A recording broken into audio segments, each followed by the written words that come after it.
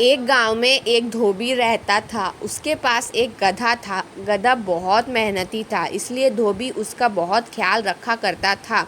धोबी के घर के पास ही एक संगीतकार का घर था। उसके घर के अक्सर गाने बजने की आवाज़ आया करती थी। गधा जब भी गाना सुनता तो सोचता, काश मैं भी गाना गा पाता।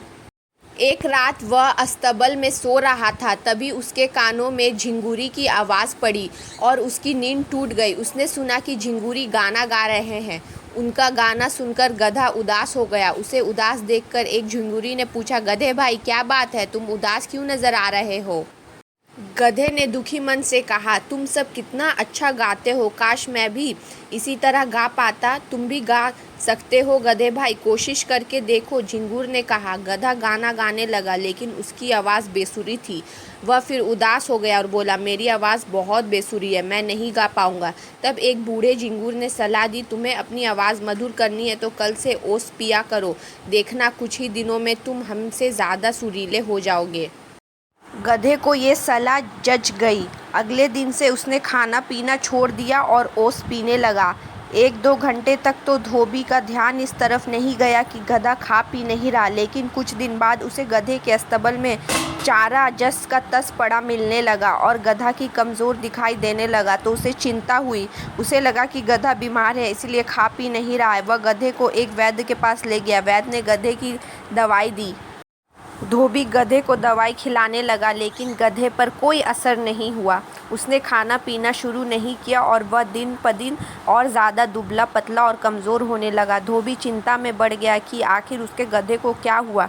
गधे का हाल एक मकड़ा देख रहा था, वह सारी स्थिति जानता था। एक दिन वह गधे के पास गया और बोला, गधे भाई, तुम क्यों ओस के भरोसे खाना पीना छोड़कर बैठे हो? इस तरह तुम सुरीली बनो या ना बनो, बीमार ज़रूर हो जाओगे।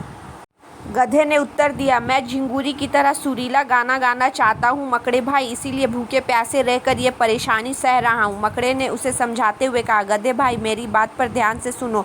मैं बहुत अच्छा जाला बना सकता हूँ, लेकिन यदि मैं तुम्हारी तरह बोझ उठाना चाहूँ तो मैं नहीं उठा सकता। उसी तरह तुम बोझ उठा सकते हो, लेकिन जला नहीं बन सकते, ना ही झिंगुर की तरह गा सकते हो। हर जीव में अलग गुण और प्रतिभा होती है, तुम्हें उसका सम्मान करना चाहिए। जो कार्य तुम नहीं कर सकते उसके पीछे क्यों अपनी प्रतिष्ठा नष्ट कर रहे हो? जिसमें तुम उत्तम हो, तुम्हारा मालिक भी तो तुम्हारी उसी प्रतिभा के कारण तुम्हें प्यार करता है। मेरी इस बात को समझो और कल से खाना पीना शुरू कर दो। गधे को मकड़े की बात समझ में आ गई। उसने अगले दिन से चारा खाना शुरू कर दिया। उसे खाता पीता देख धोबी ने सोचा कि वैद्य की दवा काम कर गई। वह खुश था कि उसका गधा ठीक हो गया। वह गधे के लिए और चारा ले आया और उसके पीठ पर हाथ फेरकर दुलार करने लगा। कहानी के सीख, दूसरों की नकल करने के बजाय अपने गुणों का महत्व पहचानो और उसका सम्मान करो।